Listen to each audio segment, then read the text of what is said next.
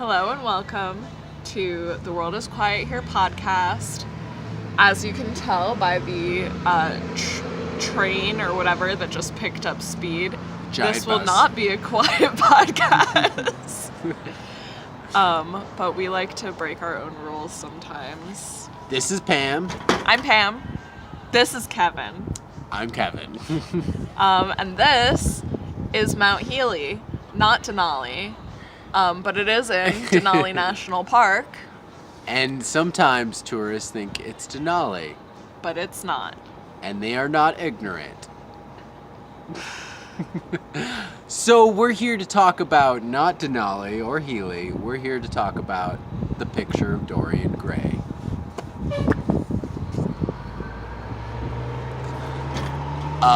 It is the only novel written by Oscar Wilde, complete novel.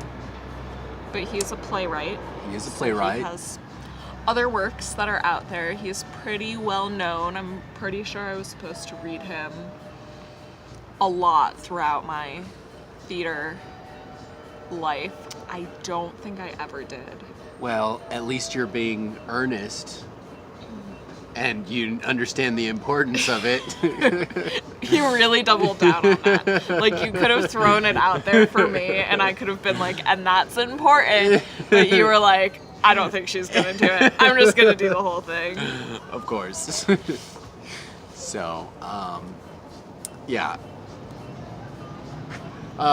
So we talk about the plot or what we think about it? Yeah, so I had already read The Picture of Dorian Gray, and I told Kevin that he needed to read it. I'm glad I did read it. Yeah, actually, I think the reason that I told you to read it is because we were gonna read The Strange Case of Dr. Jekyll and Mr. Hyde, but we couldn't find a copy of it, like a physical copy of it. He wanted a physical copy of a book, which is kind of weird because we ended up listening to the audio tape of The Picture of Dorian Gray. You're not supposed to tell them, that's like cheating. Well, no, we were on a road trip, so we just popped it in and listened to it. I did start reading it. Yeah, he got like about halfway through, and then we just finished it up. Yeah, no, it was nice. We were driving to Utah. It helps, set the mood. Helps pass the time a little bit. So, the whole premise of the book. Do I have stuff on my teeth? You do. You have a real big thing on your teeth. Okay, I need to do that. Did it come? Yeah, I feel it. Oh, it is big. Look at how big that is. Oh my god. Whoa. I meant that to be there. That's part of the aesthetics of my teeth. So Dorian Gray, basically it starts off with this artist, painter who's obsessed with this young man. Almost seems semi-homoerotic. I wouldn't say that. I think it's just like an obsession of youth, and like there's this whole idea about the book that as soon as you start learning and becoming an actual person, you become jaded by the world. Yeah, everything falls away and it wears on your face. You lose your beauty and it can show on your face. Yeah. Dorian Basil. Is it Basil? I think it's Basil. I think he said Basil, and he was British. Maybe British people say basil as basil. Like, I'm gonna add some basil to this. The guy who read the audiobook was very interesting. He was very British. He had that, like, old man British voice, like, you know the one. But he could also turn it into a young female British voice. No, he couldn't. So he did a very good job with, like, all of the characters in the book, apart from the female. Like, all of them felt, like, really great and authentic, and then it was, like, this old man's voice, like, trying to be young. I'm trying to be young and British, but I'm still a old man. Yeah, I mean, like, some of the things that she says, like, she is a pretty young and naive, I wouldn't say ignorant, girl. And some of the things she says reflect that. And just the way that he said it, I was like, you picture her in your mind because she is said by Dorian to be this beautiful young But you're still female. picturing this old man wearing a dress, Like, playing this young girl. It really was just picturing an Yeah. old man dressed up. But like in honestly, that was Shakespeare's more days. amusing than seeing an actual girl play the part. Yeah, And and it that's wasn't what- really seeing them. It was just an audiobook. I see with my ears. Mm-hmm. They make a picture in my head. A picture of Dorian Gray. So back to the plot. So Dorian, there's a character, Henry, who's basically supposed to be an aesthetic Victorian era. He's like a gentleman's gentleman. Like, he's not all about the society, but he is. He totally, but he's a very dirty man, for sure. Yeah. He's like, when you're young, do everything and anything you can. Well, because he perpetuates the society, but he also doesn't believe in the society. So he's like talking bad about the society while still following everything that it tells him to do. Well, yeah, and he's totally a product of the society too. But I think Henry's my favorite character because he is such a hypocrite. oh yeah, And, like, even if you agree with one thing that he's saying, he says something so ridiculous on the opposite spectrum that you're just like, well, no, fuck, this guy's yeah. an idiot. So, like, even if you were in Oscar Wilde's time and you were like, yeah, that Harry guy, he makes a lot of sense, then you, like, read Well, the next sentence and you're he's- like, no. He's the sort of guy that you're like, you make a lot of sense, and you'll be like, you're a fucking idiot. Like, he just feels like he's just So he's like a hipster he's of the totally. Victorian Oh, era. very well put. For sure. He's a hipster, but he's also kind of self-aware, and I No, feel he's like not. He's absolutely not self-aware at no, all. no. I feel like he's very like he wants to say provocative things just to get people riled up. Yeah, but Like, he not that thinks he that those necessarily- things that he's saying are profound. Yeah, but does he even really agree with them, or is he like just saying them to kind of stir the pot? No, but I think he thinks they're profound, but he doesn't really. I don't think he agrees with all of them, but he's probably read them in books and articles, and he's yeah. just regurgitating. He's a hipster, and he's just regurgitating Oh, yeah. what he's heard, and it doesn't matter if it lines up with what he said 20 minutes ago.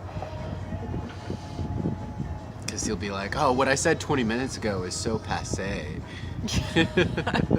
You're living in the past. You're living in the past. This is the Everything that I now. say is the now, whether that's 20 minutes ago or even 5 minutes ago. Contradictions are so just a perception. So, back to Dorian, innocent little Dorian getting painted. And then Henry's like, hey, yo, you're gonna age, you're gonna look ugly, you gotta enjoy life, you gotta, do everything that you shouldn't do because that's what you should do. And then Dorian's like, afterwards, after he sees the painting, he's like, oh, I'm so perfect, I'm so young, it's gonna be gone in a moment. I wish this painting would take everything from my life and I could stay young. Mm-hmm. Damn this painting, damn this painting, damn this painting. He should really just be in the play of it. Yeah, no, I would totally be booed off. They'd pull that little Um, hook thing on me. So basically what ends up happening is the portrait does take on the sins of Dorian. Or it's not always sins, because it's always just his learnedness. Yeah, it's like his actions. It's like it's supposed to be his sins. It's supposed to be like his tarnished soul. Yeah, it's his soul, I suppose, that's showing. Yeah. Because there's this idea that no matter what you do, you can never hide your soul. So, which is the opposite from the actual case. Is like, oh, you can be what I read on Wikipedia is the whole idea that there's living a double life. It's like you got whatever your aestheticism. It's like I'm this guy in a white shirt, and there's this lady in a dark shirt, and therefore we are what we are. I don't know. no, yeah, it's this idea that no matter what facade you put on yourself, if you wear like nice clothes or you go to fancy parties and things, everyone still knows exactly who you are because your soul shows in your face.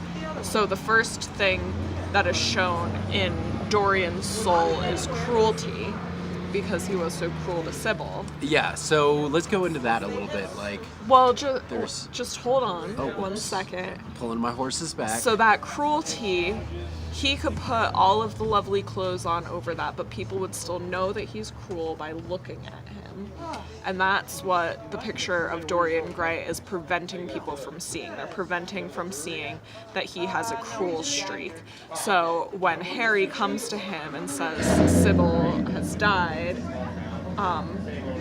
and first of all, Dorian doesn't give a shit. well, he's no. First, we need to explain who Sybil.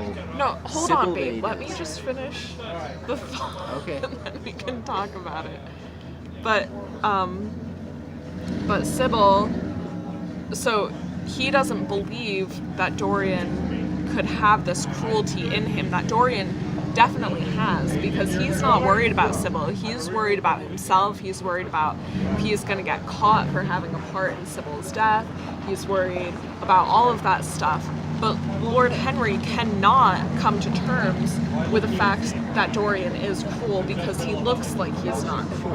And if he were cruel, you would be able to see it on his face. And that's sort of what Dorian's able to get away with because of this. So if you want to describe who Sybil is. I feel like people who have not read the book, which is like most people. But we can get into that later. Like, if we have a thought, we don't have to be like, wait, stop the thought. Wait, let me explain. Yeah. Okay, so the general premise is that so after Henry's like, you need to grab life by the balls and go out there and experience everything. So Dorian Gray goes out there and falls in love, and he goes to kind of a shady, well, not really shady, like, Well, he goes to. it's like a dingy kind It's of- definitely a shady theater for Yeah. the time period. Like, that's not a theater that people of his class would be yeah, going they would to. be like, they would go to a fancy And he even describes it as such when he's talking to Harry about it. He's like, yeah, this place was like gross, and like all Yeah, of there were, these like, vomit ignorant stains. pedestrians Yeah. were hanging around. pee stains on the floor. But there he discovers the most beautiful girl he's ever seen, and he decides Sybil Vane. that they will fall in love and get married. And Sybil Vane is not actually vain. She's a little bit vain. Is she? Well, she calls him beautiful all the time, and she, like, Calls him beautiful, so she's not vain. Or is she vain about him? so she cares for him because of his beauty and his class. I do think that she loves him still, no matter what, but she's very young and very naive. And he's definitely the more vain of the two, because he doesn't care if she has any knowledge in her head. He doesn't really care what her class is. All he cares about is her beauty. Her beauty and her acting, yeah. Which comes to the part of like, he's like, oh, you're super beautiful. You're like the best actor I know out of all the dingy theater productions that I've been to, vomit stains and urine stains on the floor. You're the one. Do they specify that? They do. It's like, Sybil, you're the one. I want to marry you. I need you right now. I'm going to bring all my friends to your next production. You better not suck ass, or else. Well, yeah, I can't really remember the timeline, but I remember him going and saying, I'm in love with this girl. And then I think it's like 3 weeks, and he's like, we're getting engaged. Everyone has to come see her perform. But he proposes to her first. And she knows that he's hers. And then she's like, fuck this. I mean, I don't need to act anymore. I know what real love is, and now I'm having to pretend to be in love with this Romeo that's 45 with a beer gut. I just don't believe it anymore, and it's not real love. So she couldn't act in that thing. And then Dorian is like, meh. And Lord Henry like leaves in the middle of it, and yeah, no, it's a Dorian really bad has acting like job. an actual like childish fit over it. Oh yeah, no, he's like, man, how could you dare and do such a bad performance in front of all my weird friends that hate me, even though they're And twice don't my give age. a shit about you. Don't give a shit about you. How could you dare offend me like that, man? Yeah, it's about the And he's the like, offense that it yeah. gives to him because it was so terrible, and she is not who he thought she was. Yeah, so, and then the sad thing is she's like, no, I'll go back, I'll try to do acting, but it's like, once I know real love, then it's hard to be with this 40-year-old man who, like, doesn't look like Romeo at all and smells like old cheese and bad rum. But the thing with that, too, is that she never really knew real love. I mean, Yeah. that's not what they had. Yeah, no, but she had the imagination, and so it was easier for her to Yeah. go to that sort of role. And so he walks away and he's like, I can't marry you, I can't see you. You make me sick, I'm gonna go stare at the painting of myself. And then he goes back, and is it then, before he knows about Sybil's death, that he sees that the painting looks cruel? So there's a scene like yeah, where... it's before he knows of her death that Yeah. it looks cruel. But he can't... Okay, we're back in action.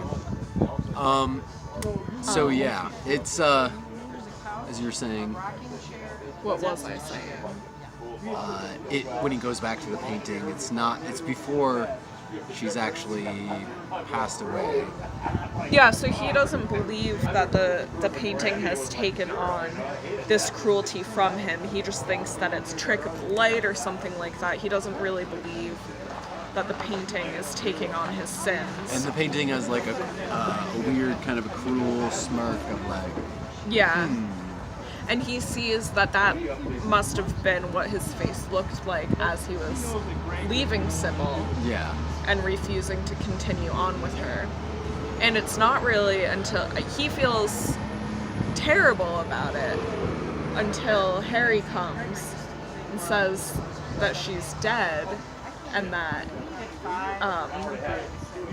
he knows that he had nothing to do with it because there would be something on his face that showed that he was the cause of it. And then he's like, second chance, I'm not gonna get blamed for the death of Sybil. And Sybil... Well, no, it's even more fucked up than that. He was like, at the end, he was like, well, by her taking her life proves that it's almost like her apology for giving such a bad performance. Yeah. And I just remember hearing that and being like, what? Like, what the fuck? Like, you little shit. So the reason that I recommended Dorian Gray as we were trying to read The Strange Case of Dr. Jekyll and Mr. Hyde is because of this. Because in The Strange Case of Dr. Jekyll and Mr. Hyde, which is one of my favorite books, there's a whole chapter about how Mr. Hyde is the worst possible human being because he like pushes over a small child and then like runs off into the dark, and everyone's like, "How could a man be so How could cruel? a man ever He push was down not a a child?" man. He was a monster." And then you look at like Dorian the first Gray. bad thing that Dorian does is cause his girlfriend to commit suicide. Yeah, like. I just love it. I love it so much. It's, oh god. It's good contrast. It's good contrast for sure. So then,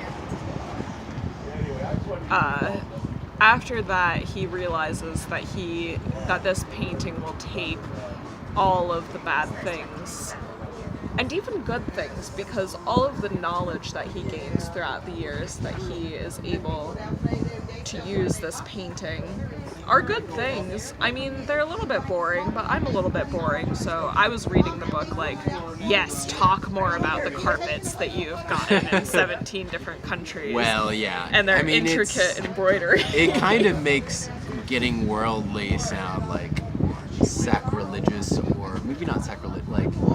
Well, no, I he mean, that's pursues what a they were lot of talking different about in the things. beginning, that if you're intelligent, you have a furrowed brow because you're looking Thinking at about books late at night and, like, That's me trying to furrow my brows. to squinting your define. eyebrows. I can furrow my brow a lot. Yeah, isn't that they were like saying that women who are smart, it makes them ugly because they Mm-hmm. furrow their brow? I was like, I chuckled a little bit at that sexist statement. There's a lot of sexist statements. Yeah, I mean, it is from the late 1800s. No, but I think 1890s. Oscar Wilde is making fun of that way of Yeah, no, he because totally it's is. all coming from Lord Harry, and Harry is The worst. the worst. But at the same time, you can't help but kind of chuckle at what he's saying, too. Maybe not. So we're running into some slight technical difficulties. We're gonna wrap it up. But anything else that stood out to you in the book? Yeah, so Dorian Gray, Henry was like, early in the book, he's like talking about doing a crime and committing murder. And Henry's like, Dorian Gray, you could never do that. Shake, shake, shake. And then later, Dorian Gray commits a murder. Yeah, he actually kills the Basil, who painted Basil, his or portrait. Basil, as Americans call him.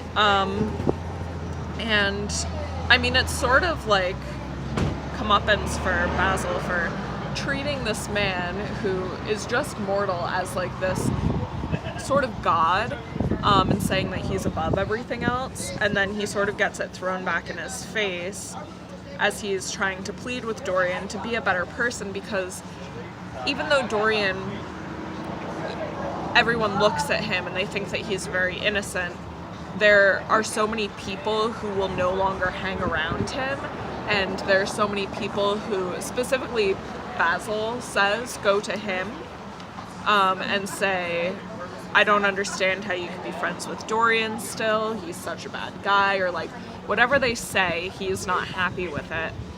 And then Dorian reveals his portrait, which shows all of his soul. Yeah, because all of the Basil's bad like, things I really he's want to done. see the painting that I've done.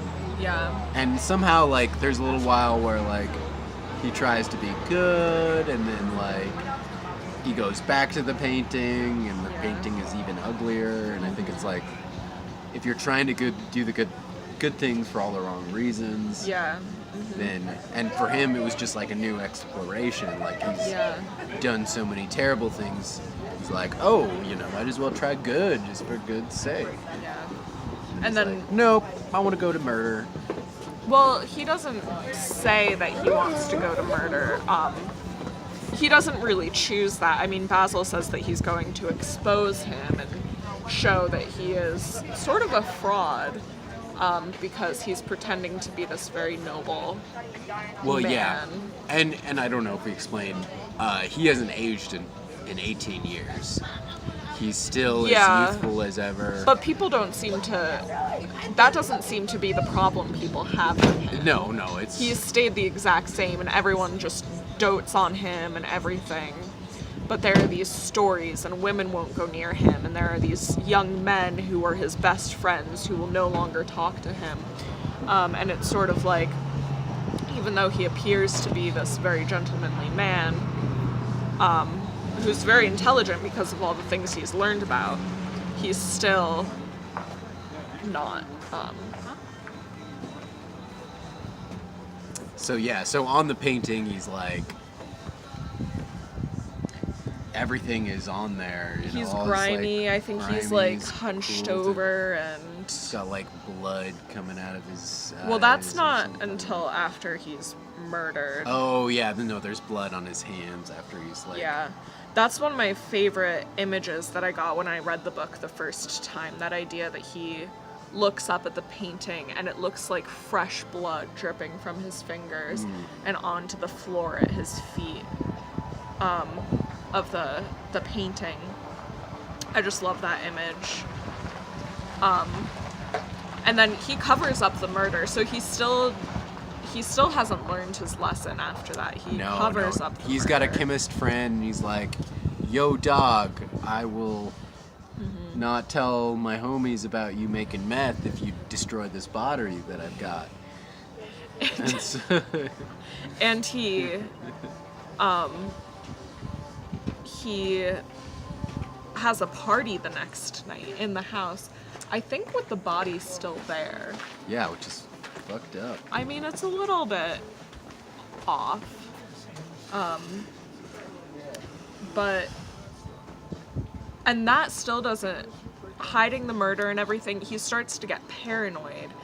But he sort of goes back to normal after that, and it's not until Sybil's brother comes back and starts to track him down that he really just, like, everything falls out, and then he's not able to deal with it anymore. Yeah, no, and he's freaked out there for like a little while. And he gets away because he's like, hey, the guy who was, you know, seeing Sybil, he's 18 years older than I am. Look at my young face. Yeah. I couldn't be Dorian Gray. What are you talking about, bro? You're So- tripping. Yeah, even there, he doesn't feel any remorse for it. He just doesn't want to get caught. Yeah. And then so eventually, it's funny because that Sybil's brother dies in a very unclimactic way. He's killed by like a hunter who accidentally like sets off his gun. And it's weird because that's what sets off Dorian Gray, and he's like, well, maybe this is more of a torment because I'm forever, you know, and so he like started to loathe the painting. He's like, I just want you to look normal again. And then he like, Yeah. and this is after his chemist friend is like committed suicide after helping him destroy this body, which says a lot because if your friend goes crazy disposing of the body of the person that you killed and you're still cool with it.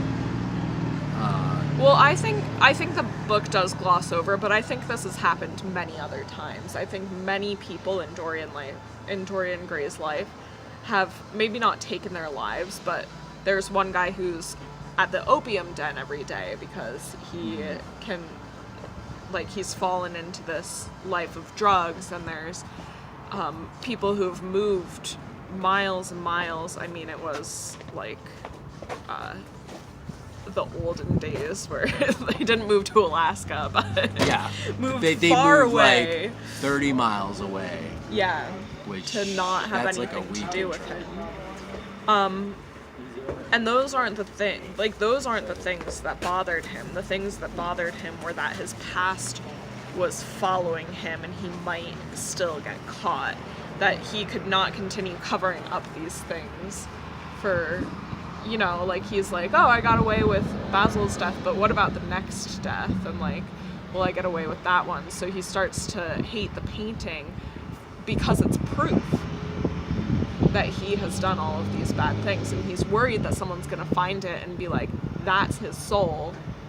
He did all of these things, Yeah. especially with the blood dripping off. I mean, you know, so he tries to destroy the painting, and then he, You hear a loud "Ah!" or like a shriek or something. he perishes, and They go into investigate the room, And all they find is this, like, decrepitated man Yeah.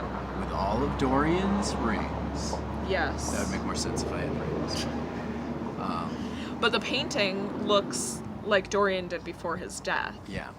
So there is a sort of question of whether all of this happened or not. But I think it did all happen. Yeah. And he's like, you know, be wary of what you wish for, kind of thing. It's like, he wished the painting would take on his, on all his age and all his experience, and all his sins and everything, and then when he wanted it to end, then it all came back. It's Yeah. like, so, both were wishes and both came true, and, you know, it's... So you can't hide forever from your sins. Yeah. heavy shit. I think that's only really glancing the surface of what the picture of Dorian Gray has, but we are on a limited time. Yeah. But- Not so much a limited time frame as a limited amount of space on Kevin's phone. Digital space, but I feel like we hit on all the main Yeah. heavy topics, you know? It's serious stuff, and it's Yeah. good reflection. I do think you spent about 20 minutes